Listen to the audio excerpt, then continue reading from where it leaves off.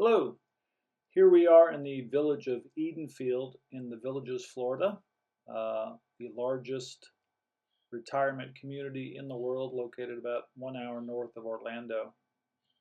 And just taking the drone up to the maximum height of just under 400 feet in elevation. So going straight up, and then once I get up there, I'll turn and show you what's out there.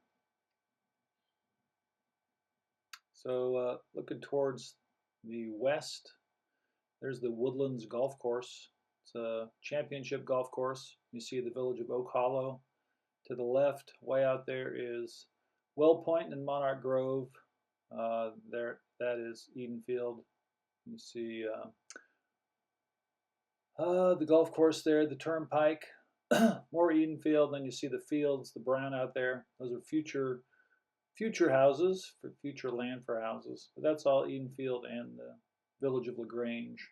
And zooming in on Eastport, the town square, the newest town square in the Villages, you can see Hotel Eastport and Sunset Island on Central Lake.